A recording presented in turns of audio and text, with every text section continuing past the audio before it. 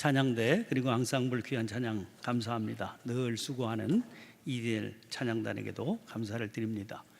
온 교회의 기도와 지원을 힘입어서 지난 한 주간 저를 포함해서 13명의 단원들이 스리랑카 방문을 무사히 마치고 돌아왔습니다.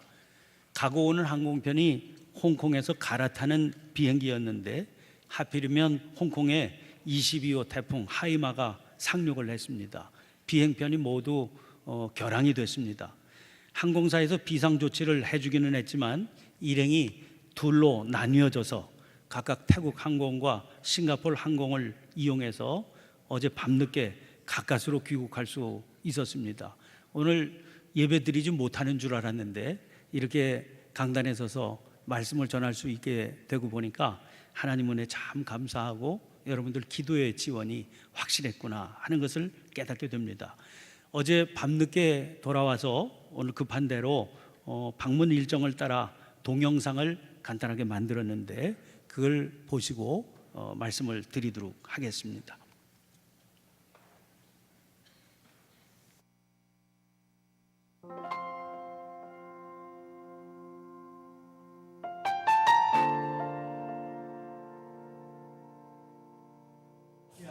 교회 예배당 봉사를 잘 마치고 이렇게 하나님 앞에 봉헌하게 되는 것을 감사드리면서 워낙 멀리 떨어져 있기 때문에 마음은 원하지만 올 수 없는 창천교회 모든 교우들, 특히 이 건축에 참여한 남성교회 회원들이 있습니다.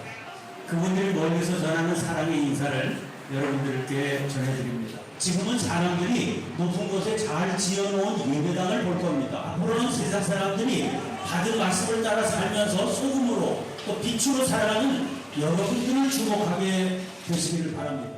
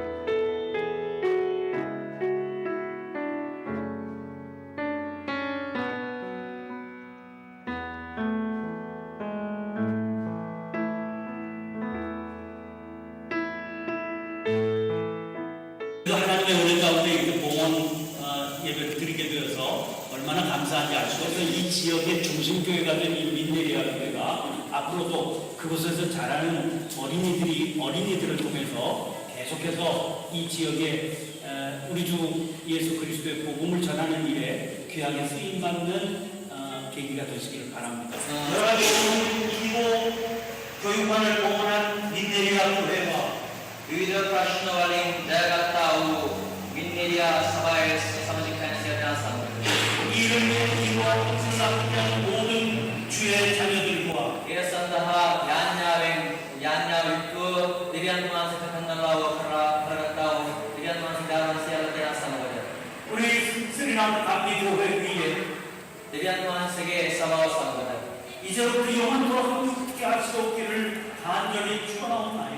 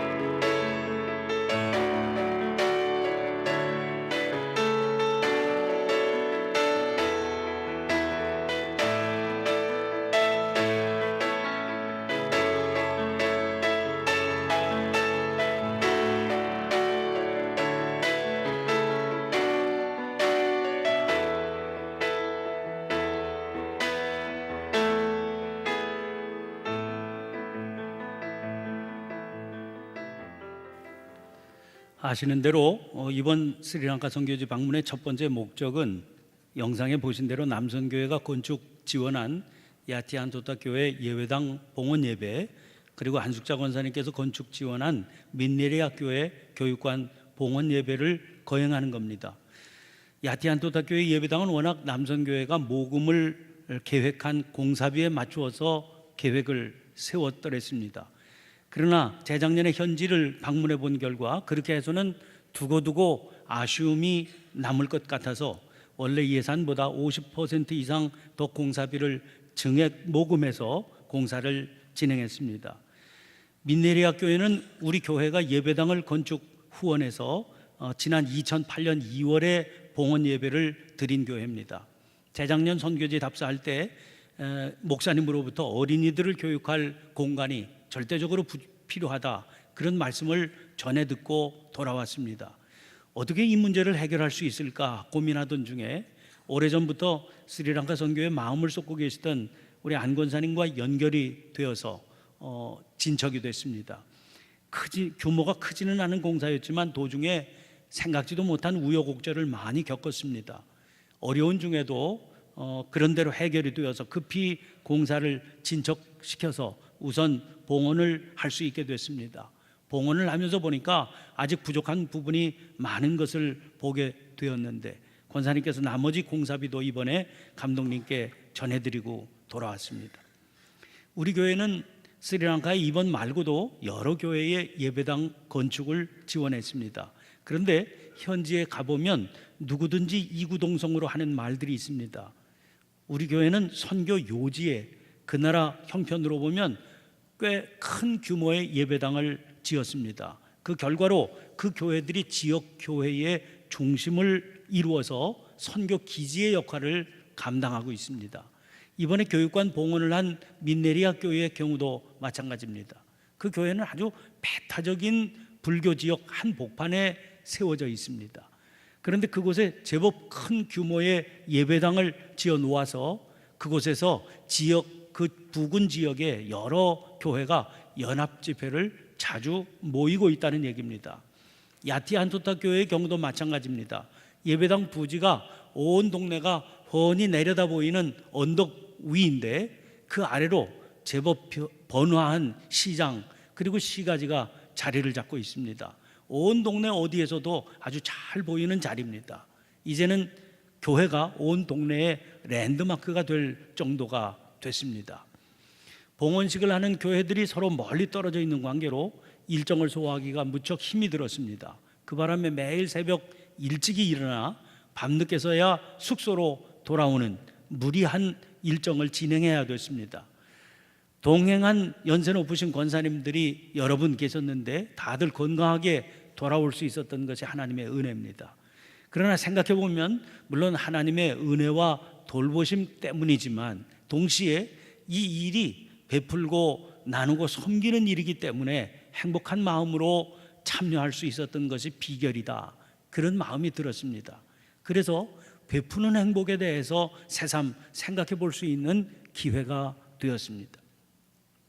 교회에서 사역을 하다 보면 도움을 요청하는 이들을 수시로 만날 수 있습니다. 전화도 많이 오지요. 그런데 문제는 그 모든 도움 요청을 다 들어줄 형편이 못 된다는 겁니다. 또 어떤 경우에는 아주 좋은 마음으로 도움을 전했는데 알고 보니까 사기인 경우도 많습니다. 교역자들끼리 모여서 얘기를 나누다 보면 의외로 그런 경우가 많은 것을 알게 됩니다. 그래서 돕는 일도 쉽지 않다, 그런 생각을 갖게 됩니다. 그래서 지혜도 있어야 되겠습니다. 우선순위에 대한 건설적인 토의도 있어야 될 것입니다. 그러나 분명히 알아야 될 두 가지 사실이 있습니다. 하나는 이런 실망감이 누군가를 돕고 베푸는 삶에 장애를 주어서 또 방해가 되어서는 안 된다는 사실입니다. 어떻게 생각하면 중간에 이런 식으로 새 나가는 것들은 누군가 도움을 받아야 할 사람을 놓치지 않기 위해서 꼭 필요한 경비일 수 있습니다. 그 경비를 잃기 싫어서 도움에 손을 거두는 그 순간 그 도움이 꼭 필요한 대상도 함께 잃어버릴 수 있기 때문입니다. 제가 30대 때 강원도 철원에서 목회를 했습니다. 그 철원은 군인들이 많은 전방 지역이기 때문에 면회 왔다고 도움을 요청하는 그런 이들이 많았습니다. 저 멀리 남쪽 지방에서 아들 면회를 왔는데 그만 지갑을 잃어버려서 난감하다. 그러니 재워주고 집에 갈 차비를 도와달라. 뭐 이런 식입니다. 교회에서 잘 수 있도록 해주고 또 한 끼 식사 정도 해결해 줄 수 있지요. 또 차비를 돈으로 주는 대신에 터미널에 가서 차표를 끊어준다. 그렇게 얘기를 합니다. 그런 식으로 직접 도움을 주겠다고 그러면 대부분은 그러지 말고 돈으로 직접 달라. 그렇게 말합니다. 그러니까 대부분 거짓말입니다. 이런 일이 거듭되다 보니까 도움 청하러 오는 분들을 보면 의심하는 마음이 일어나게 되고 적당히 핑계를 대서 돌려보내게 됐습니다. 이제 그러던 어느 날입니다. 알지 못하는 사람에게서 편지가 한 통 왔습니다. 보낸 사람 난에 주소는 적혀 있지 않고 이름만 있었습니다. 봉투를 열어보니까 그 봉투 안에서 우리 교회 봉투에 담긴 그때 돈 2만 원이 나왔습니다. 그 내용도 편지 내용도 들어있는데 그 내용이 놀랍습니다. 자기 남편이 몇 년 전에 저에게 와서 꼭 갚아드리겠다 그렇게 약속을 하고 차비 5천 원을 받아갔다는 거예요. 근데 이제야 갚게 됐다. 그런 내용이 거기 써 있었습니다. 저는 도움을 준 기억이 나지 않았습니다. 그런데 우리 교회 편지 봉투가 들어있는 걸 보면 틀림이 없기는 한 거지요.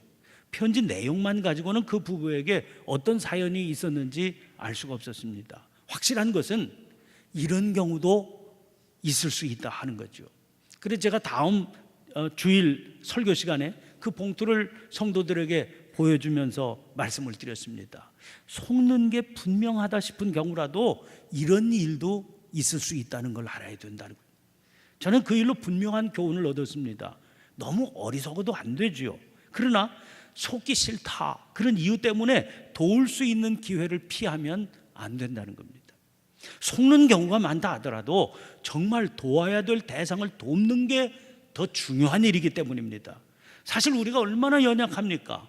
속는 경우가 많다. 그런 걸 핑계로 삼아서 우리가 자기 스스로에게 속아 넘어갈 수 있는 겁니다. 그런 일을 핑계 대면서 돕기 싫은 자기 마음을 합리화시킬 수도 있기 때문이죠. 그 함정에 빠져서 살아가게 되면 우리가 어떻게 되겠습니까? 진정한 행복, 누군가를 돕고 누릴 수 있는 행복이 뭔지를 모르면서 살게 되는 겁니다. 꽉 막힌 비참하고 답답한 삶을 살게 되는 거지요. 빌립보에 있는 성도들을 향해서 편지를 쓰면서 사도 바울은 먼저 간단한 문안을 전합니다. 1절과 2절이지요. 당시에는 누군가에게 편지를 쓸 때 의례 이런 문안을 전하는 게 관례였거든요. 이제 그런 의례적인 문안을 전한 후에 바울은 바로 이어서 빌립보 교회와 성도들을 향한 자기의 사랑을 쏟아놓습니다. 그렇게 본론을 전하고 싶은 마음이 급했던 것이고 그 마음을 감출 수 없었던 겁니다. 그럼 바울의 마음은 당시의 정황을 헤아려 보면 충분히 이해가 됩니다. 빌립보서는 바울이 로마의 감옥에서 쓴 편지로 알려져 있습니다. 사람은 홀로 있는 것을 두려워합니다. 그런데 감옥이란 살아가던 삶의 현장에서 강제로 그를 떼어내어서 홀로 있도록 강제하는 그런 일 아닙니까? 그래서 감옥 가는 게 두려운 겁니다. 바울은 지금 그런 감옥에 갇혀 있는 겁니다. 더구나 바울이 감옥에 갇히게 되니까 그동안 그 주변에서 도와 일하던 사람들이 하나씩 둘씩 다 떨어져 나갔습니다. 물론 그런 여건이 복음 전하는 바울을 주저앉힐 수는 없었지만 그러나 바울에게도 외롭고 힘든 상황이었음에 틀림이 없습니다. 그런데 그런 바울을 그때 기억하는 이들이 있었습니다. 빌립보 교회였지요.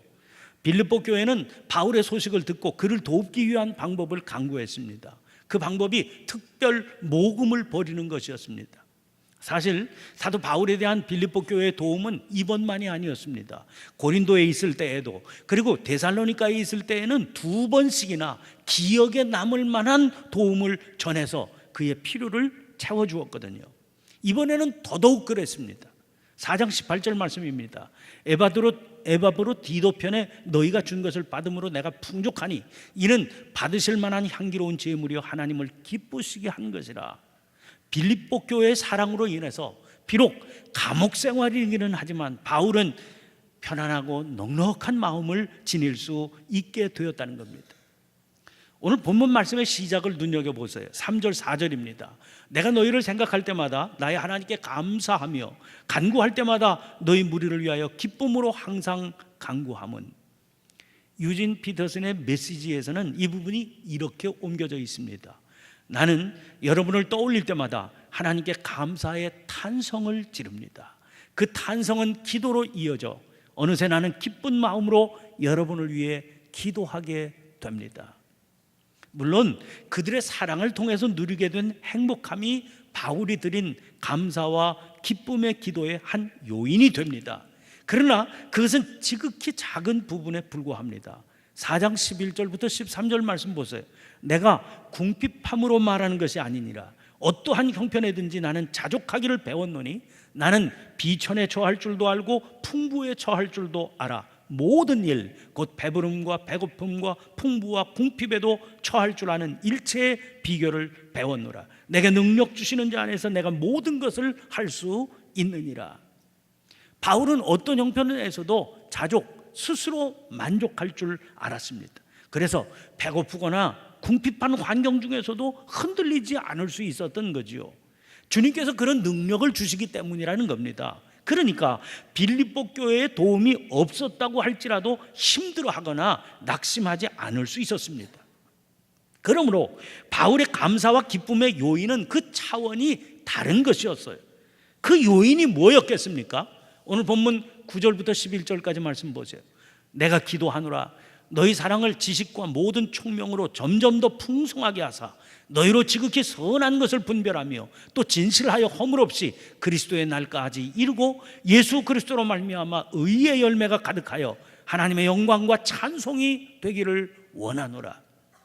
다시 유진 피터슨의 번역으로 이 부분 읽어드리겠습니다. 그래서 나는 여러분의 사랑이 풍성해지고 여러분이 많이 사랑할 뿐 아니라 바르게 사랑하게 해주시기를 기도합니다. 적절하게 사랑하는 법을 익히십시오. 여러분의 사랑이 감정의 분출이 아니라 진실하고 지각 있는 사랑이 되려면 지혜로워야 하고 자신의 감정을 살필 줄 알아야 합니다.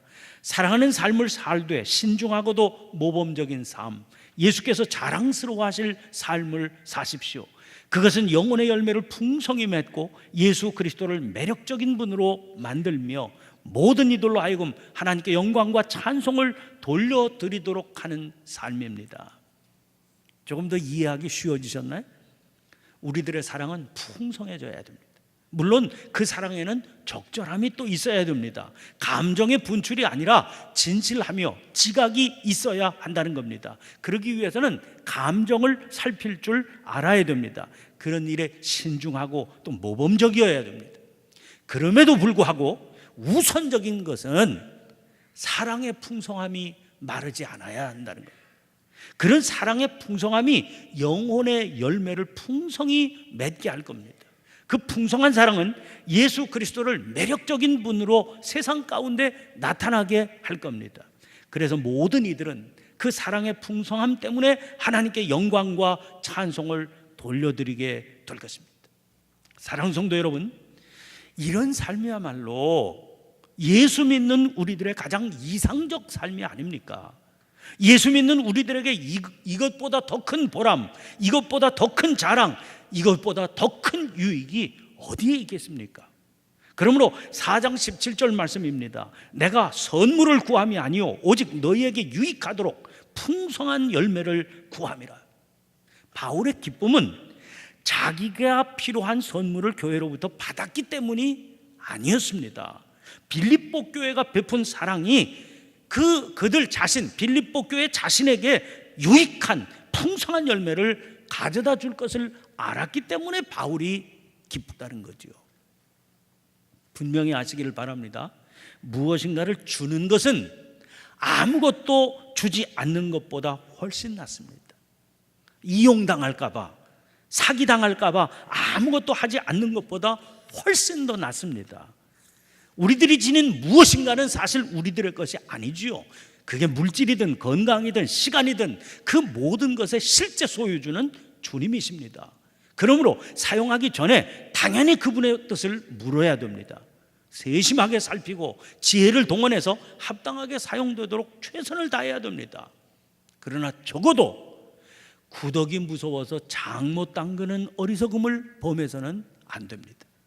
장을 담그다 보면 구더기 생길 수 있지요. 그러나 더 중요한 것은 장 담그는 일 아닙니까? 선교지를 떠나오기 전에 단원들과 함께 마지막 기도회를 드리면서 마태복음 13장에 씨 뿌리는 자의 비유를 말씀을 통해서 은혜를 나누었습니다. 그 비유를 읽어보면 계속 등장하는 단어가 덜어는 이라고 하는 단어입니다. 씨 뿌리는 농부는 자기가 뿌리는 씨 가운데 덜어는 길가에 떨어져서 새가 먹어버릴 걸 이미 알고 있습니다. 덜어는 어떤 씨가 바위 위에 떨어지기도 하고 덜어 어떤 씨는 가시덤불 속에 떨어져서 결실하지 못하게 될 것도 이미 알고 있습니다. 그러나 뿌리는 씨 가운데 덜어는, 주님께서는 이 경우에도 덜어는 이런 말씀을 동원하셨지만 사실은 대부분이 맞겠지요.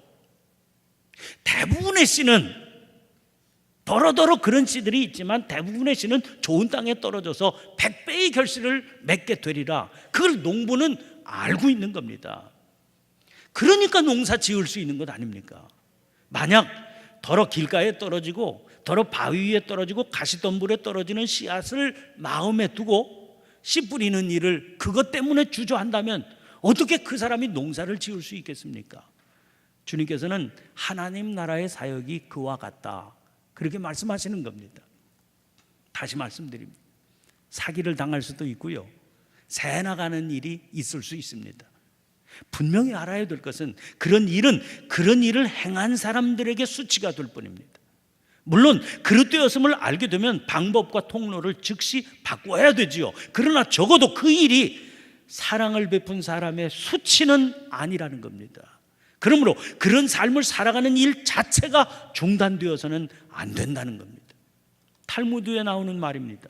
우리는 사기꾼들에게 감사해야 한다. 한 궁핍한 사람이 아무 때라도 자선을 요청하더라도 만일 당신이 베풀지 않는다면 지체 없이 벌을 받을 것이다. 랍비 아셔 마이어라고 하는 분이 이 내용을 이렇게 주석해서 풀이했습니다.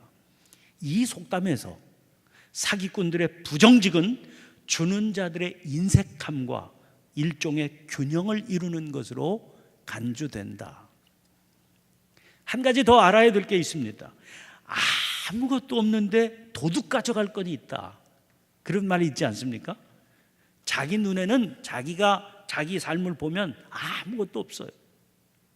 자기 생각에는 자기의 삶에 여유가 없다는 거지요.